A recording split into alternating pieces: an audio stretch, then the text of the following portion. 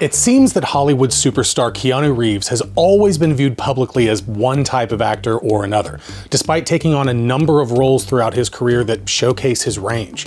Garnering his first bit of significant attention in the grim teen thriller River's Edge from 1986, Reeves doubled down on the genial airhead archetype 3 years later with the wildly popular Bill and Ted's Excellent Adventure.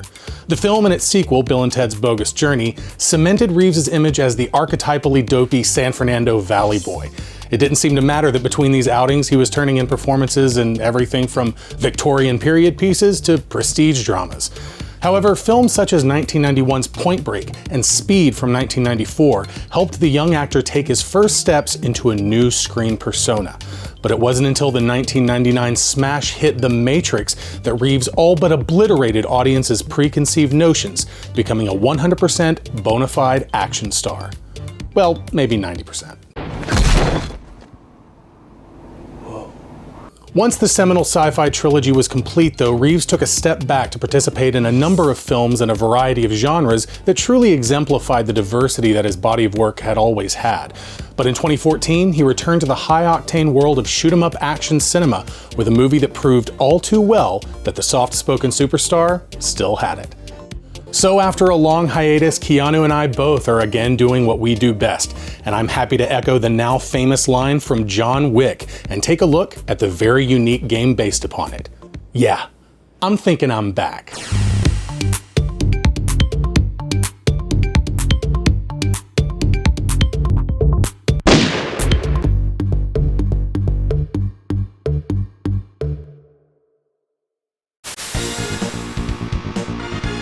Until the mid-1980s, martial arts films and gunplay-heavy action movies were largely mutually exclusive, the former often taking place in time periods long before the prevalence of high rate-of-fire semi-automatic weapons.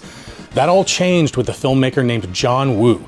His 1986 Hong Kong action thriller A Better Tomorrow helped to redefine the art of action by smashing together the athletic, close-quarters combat of kung fu films with the explosive and bloody shootouts of spaghetti westerns and the hardened Hollywood cop dramas of the 1970s. The film is often credited as creating the heroic bloodshed genre, a type of action movie that quickly gained popularity in Hong Kong and became something of a template for filmmakers like Ringo Lam and Johnny To. It wasn't long before the influence of these heroic bloodshed films reached the West. While filmmakers such as Quentin Tarantino have been vocal about the impact these movies had on their own work, the ripples of what John Woo created could be seen in everything from blockbuster action comedies like Lethal Weapon to bottom-of-the-barrel direct-to-video cheapies. While the gunpowder and octane was highly prevalent in the revitalized Hollywood actioner, the airtight choreography of those Hong Kong bullet ballets seemed to drift further and further from the forefront of the exhibition. Enter the Wachowskis. Having written 2 films and directing one of them to some critical success, the hungry young siblings were ready to take on a much more ambitious project. What came of their collaboration was a sci-fi action-adventure film that took the world by storm. With a high-concept premise not unlike that of a great episode of The Twilight Zone, and a refreshing focus on intricate, finely tuned gunplay sequences, The Matrix hit theaters in March of 1999 to an instant and resoundingly positive reception. Although the term gun fu, an obvious portmanteau of gun and kung fu, had been coined some 10 years or more prior, there seemed to be no better description of the marriage of dance-like movement and relentless ultra-violence that the movie showcased. Despite its overwhelming box office victory, to say that The Matrix ushered in a renaissance of gun fu films would be an overstatement. The phrase imitated but never duplicated comes to mind when thinking of the occasional attempts at what the Wachowskis accomplished with their trilogy. Say what you will about The Matrix Reloaded and Revolutions, but the action was always a notable highlight even when the story began to stale. It wouldn't be until a handful of creatives who were involved in the making of the Matrix trilogy tried their hand at bringing a comparable level of detail-oriented, close-quarters action to screen once again that audiences would see the same caliber of set piece brought to us by the Wachowskis. Having written a couple of films starring the venerable Dolph Lundgren, screenwriter Derek Kolstad sold a treatment for a film called Scorn to Thunder Road Pictures in 2012. The film's premise was simple enough. A former contract killer is forced out of retirement to pursue a personal vendetta. Keanu Reeves came on board the project in April of 2013, and that's when things started getting interesting. Reeves reached out to Chad Stahelski and David Leitch, stunt coordinators and performers with whom he had previously worked on the Matrix films. Initially, Reeves thought that they would be interested in designing the action set pieces for the movie, but after some discussion and a lot of support from Reeves, the pair were handed the keys to the kingdom and would direct Scorn for the studio. Stahelski and Leitch brought the script to the screen with a heaping helping of style, a pervasive melancholic tone, and a series of combat sequences that would doubtlessly leave filmgoers talking after the credits rolled. Meanwhile, Reeves was out and about referring to the movie as the name of his character instead of the actual title Scorn.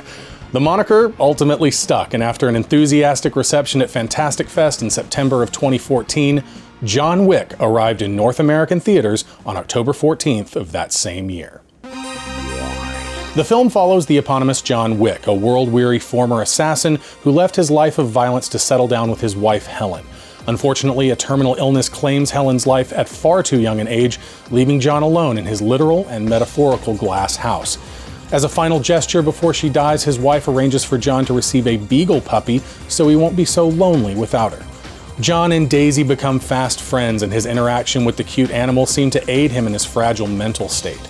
While out one day in his classic 1969 Ford Mustang Boss 429, John is propositioned by a young tough played by Alfie Allen to purchase the gunmetal gray muscle car.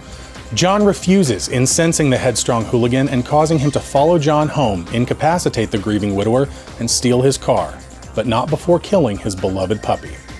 Big mistake. The thief, whose name is Yosef, soon learns of who he has wronged, a former world-class assassin who used to work for his father Vigo, the leader of New York's top Russian crime organization. Vigo calls John to smooth things over, but the man they once called Baba Yaga refuses to listen, easily dispatching a team of assassins sent to kill him. This sets John on a revenge mission through the Big Apple's underworld, surgically cutting his way through hordes of henchmen with a $2 million bounty on his head. When John's former mentor Marcus, played by Willem Dafoe, picks up the bounty only to help John from the shadows, the aging sniper becomes a victim of his own goodwill. And now, not only does John have a reason to go after Yosef, but his father Vigo as well. Once the mob leader's son has been dispatched, John pursues Vigo to a climactic and rainy final confrontation at New York Harbor, where he kills the Russian boss. As a final act of healing, John breaks into an animal clinic to rescue a pit bull puppy who has been scheduled for euthanasia. Upon release, John Wick overcame all expectations, earning $88.8 million on a budget of less than $30 million. Critical reception was largely favorable, but a fervent fan base quickly rose up around this film that seemed to come from nowhere. Naturally, sequels immediately went into production. John Wick Chapter 2 released on February 10, 2017, and expanded on this world of assassins merely hinted at in the first film. Whereas audiences were clued into a more heightened reality happening in the background of the Continental Hotel, for example, a place where professional criminals can seek refuge and purchase high-grade weapons, paying exclusively in gold coins, John Wick Chapter 2 introduced us to the concept of the High Table, a top-level council what governs every criminal organization on the planet. In the film, John is ordered to pay a blood debt by Santino, the man who helped him break free of his former life before his wife died. He is tasked with killing Santino's sister, a member of the illustrious High Table, allowing her brother to take her place. However, John is double-crossed and a bounty placed on his head by Santino to keep up appearances. This causes John to walk into the Continental, executing Santino quite publicly and breaking the most sacred rule of the hotel: no killing on Continental grounds. Winston, the owner of the hotel, played by Ian McShane, sits down with John to calmly explain that he is now in a state of excommunicado by the High Table and will be hunted by their best assassins. John gladly accepts the challenge. The third film in the series, John Wick Chapter 3 Parabellum, picks up immediately after the events of Chapter 2 and sees our titular character avoiding the pursuits of the High Table with a massive $14 million bounty on his head. The movie introduces us to a few more members of the High Table, sending John on a worldwide escapade to seek help from whomever will offer it, and ultimately forgiveness from the elder of the secretive governing body. However, John reneges on the deal when ordered to kill Winston, a longtime ally. Winston in turn betrays John to curry favor with the High Table, leaving him at his lowest point with only one man to help him, the Bowery King, played by Reeves' The Matrix co-star Lawrence Fishburne, who has also been wronged by the powers that be. I'm a big fan of the John Wick franchise, and while I still hold the first film in the highest regard for its simplicity and subtle world building, the series has no doubt attempted something far broader in scope than perhaps any action franchise in recent history. Steeped in its own lore and myth-making, yet shot in and around New York City, something that's become rarer and rarer as productions often use cities such as Atlanta, Toronto, and Chicago to mimic the Big Apple, the John Wick films feel otherworldly but still grounded, a tone that is not so easily struck. The pulsing score by Tyler Bates and the neon-washed cinematography elevates the idea that this is a fast-paced world shrouded in darkness, with very little transpiring in the light of day. And of course, there's the action.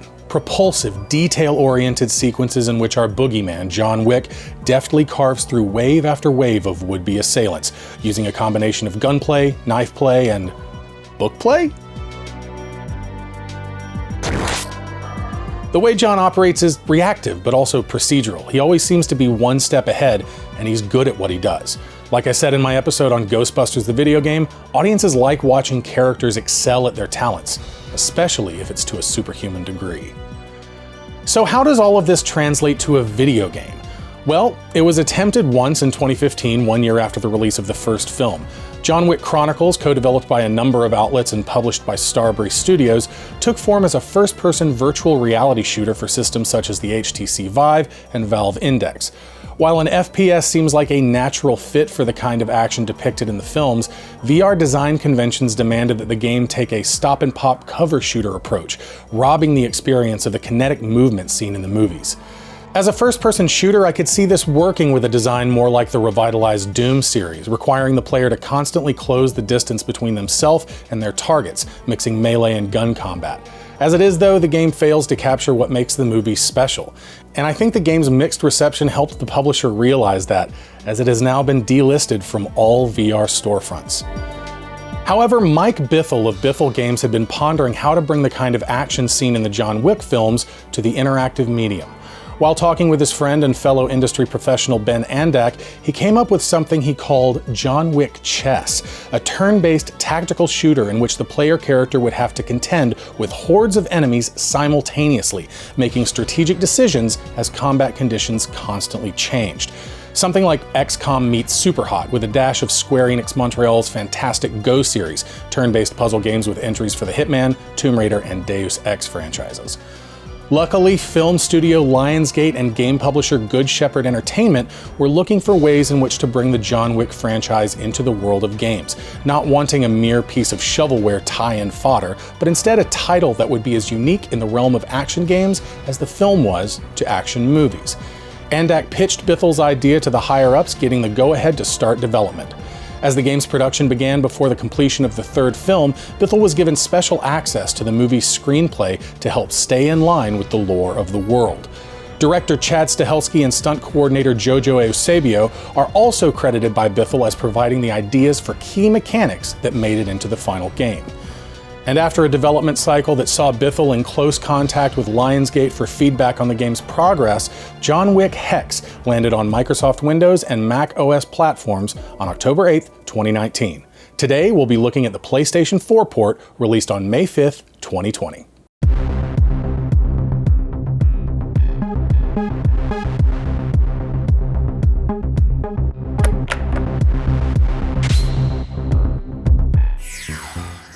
In the game, the player takes control of John Wick before the events of the first film, when John is still an active assassin. John has picked up a contract to locate and dispatch Hex, an international crime lord who has kidnapped Winston and Charon, the owner and concierge of the New York Continental respectively, in an act of rebellion against the High Table, believing it is his birthright to sit among the highest of criminal counselors. Ian McShane and Lance Reddick reprised their roles for their characters, and Hex is played by veteran voice actor Troy Baker.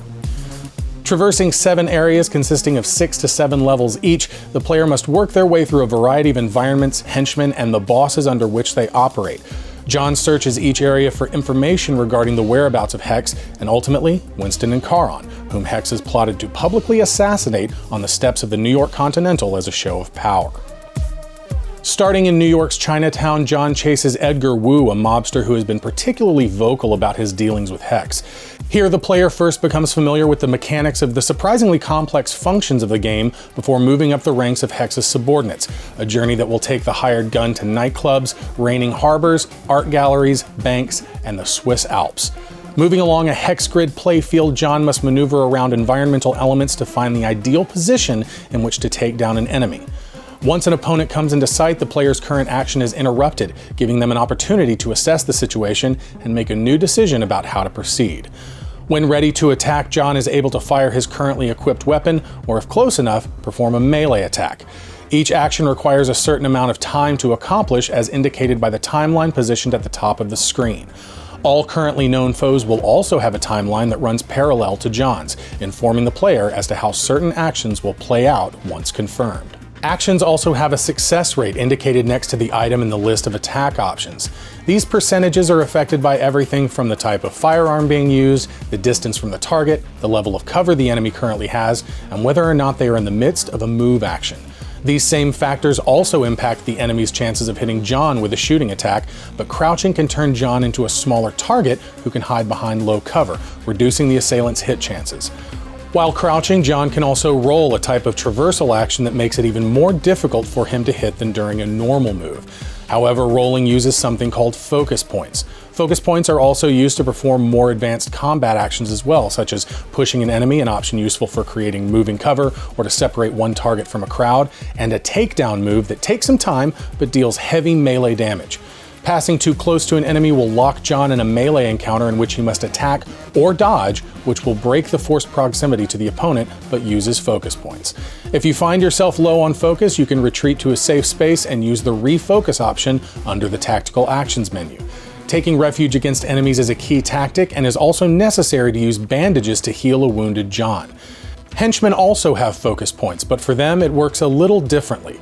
While they're capable of performing some advanced fight techniques, focus largely works as an indicator of toughness or armor. An attack from John will reduce an enemy's focus points alongside their health, but melee attacks are especially good at chipping away at their toughness.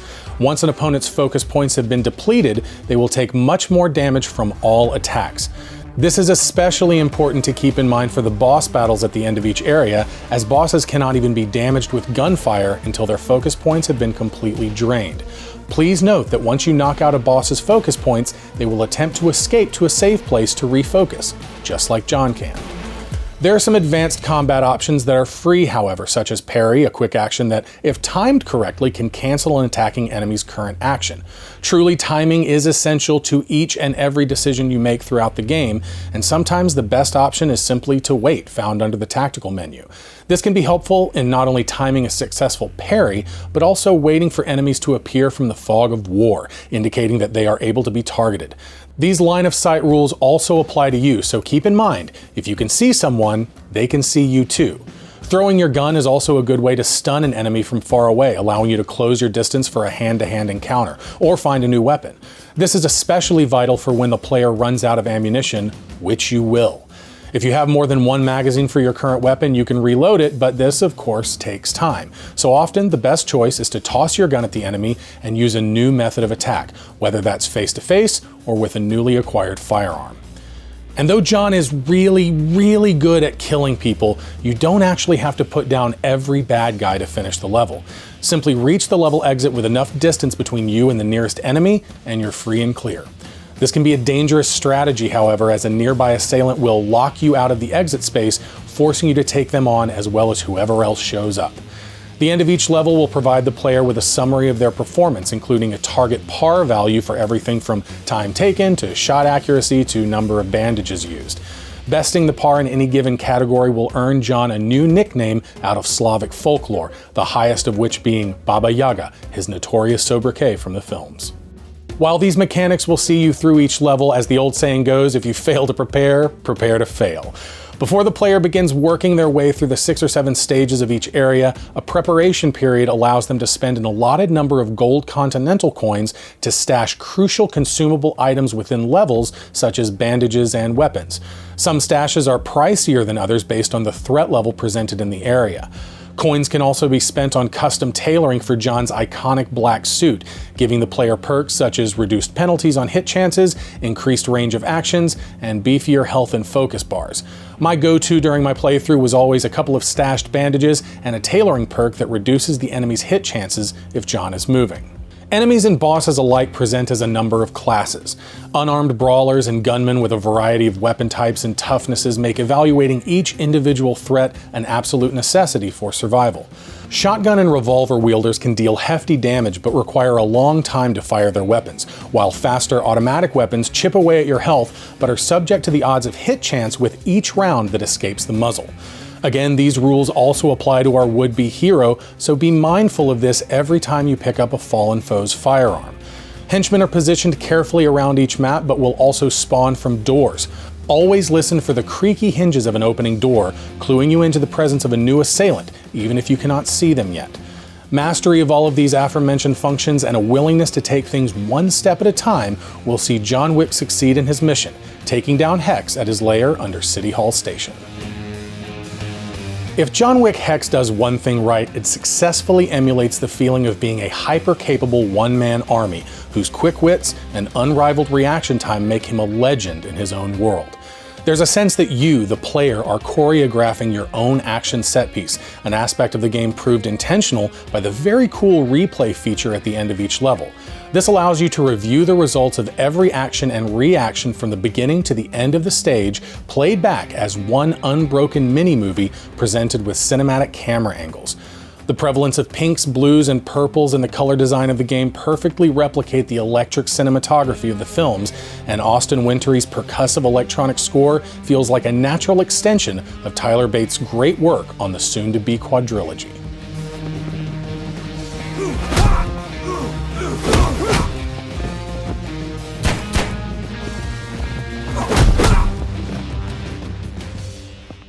With only 3 voice actors credited, I'm happy to call this a hat trick, as McShane, Reddick, and Baker give each line delivery their all, imbuing a vitality into cutscenes that are little more than a series of still images. If you let us go, mercy is a possibility. Where was mercy for my daughter? Without her, my birthright is useless. It's done. I'm done. It's all falling apart. All I want now is for him to die, and you both to watch. While the mechanical and visual design is overall a great success in bringing the spirit of the John Wick films to an interactive format, I feel that a few nitpicks are worth mentioning. First off, while the end-level replay feature is indeed very cool, there seems to be no avoiding the herky-jerkiness of its flow, particularly in moments of melee combat. This is partially due to a very brief pause between each attack move, but also because John Wick only has about 3 different basic attack animations, making these one-on-one encounters feel extraordinarily repetitive, especially against tougher enemies who require a lot of attacks. The camera angles aren't always the best either, often obfuscating the action behind walls and pillars. A player-controlled camera selection option would be a neat way to overcome this particular issue, which leads me to feel like a full-blown cinematic scene editor like the free ride mode found in the Driver game series would be a very nice addition. A smaller complaint I have with the replay function has to do with rainy levels. Appropriately, rain stops falling in the midst of selecting an action as the world freezes in place all around the player character, resuming its deluge as those actions play out. However, when playing back these levels, the rain does not fall at all, droplets hanging motionless in the air while John Wick weaves his way through the map. I don't know if there was a performance issue that caused this decision to be made, but despite the seemingly simplistic yet stylized graphics, I did encounter some frame rate hiccups, particularly in areas with an upper and lower playfield, such as a balcony with a floor below. I would have also liked to see some changes made to the preparation phase before launching into a new set of levels. While the stashing of consumables in exchange for in-game currency is a welcome touch, I was disappointed that the tailoring options giving the player certain perks were not permanent purchases. Instead of feeling like you're building a character and seeing him get stronger as you continue to tailor your suit, you must repurchase your favorite perks every time you start a new area. Additionally, the number of spendable Continental coins appear to be allotted to the player and cannot be earned, meaning that you will always have a certain amount to spend on stashes and tailoring depending on which area you're starting. And unspent coins do not roll over and disappear if not used. An easy fix for this, in my view, is to allow the player to earn their gold based on their performance, letting them play and replay levels to save up for more expensive consumables and perks. Perks that are permanent, of course, and are not functionally treated as loadouts for each chunk of the game. The game can be tough, but overall I think it's fair. Early areas will see John Wick easily carving his way from the beginning to the end of a given level, while later stages present situations so congested with threats that it almost feels like a puzzle with only one solution. The doors from which enemies spawn remain a bit of a mystery to me, however, whereas some of them seem as though they have a set number of baddies that will emerge, and perhaps only when certain checkpoints are reached or a particular combat scenario is played out, other doors appear to spit out an endless stream of miscreants. I would say, in general, it's best to take things slow and dispatch your foes one by one, but there were a few situations where I felt that it was wise to just keep moving in an attempt to outpace the horde and reach the level exit before their presence locks you out of a premature escape. The boss fights are decently fun, but not particularly challenging, as the strategy employed is invariably to melee their focus points away and then shoot them to death, while possibly dealing with a couple of lackeys they might bring along. This is a bit of a shame, as it seems some effort was put into creating a variety of boss types with unique skills such as hand-to-hand combat or a special type of weapon like a sniper rifle or crossbow. Unfortunately, any player who employs the correct strategy, and by that I mean the one and only strategy needed to take down any big bad in the game, will never see any given boss's individual talents play out. This is also true for the game's final boss, Hex, and it's a pretty anticlimactic ending if I do say so myself. I wouldn't say that my personal bar for a successful movie tie-in game is low necessarily, but as a film fan first and a gamer second, I think I prioritize different things in interactive works that attempt to capture or replicate some tone or texture or some elusive, elemental nature of a movie. I also respect the craft and adaptation. Yeah, but the book was better. Maybe, but the book was essentially a different thing. And to those who might utter these oft-recited words in derision of a film adaptation, I will similarly and readily defend video game adaptations if I sense good faith and earnestness in the final product.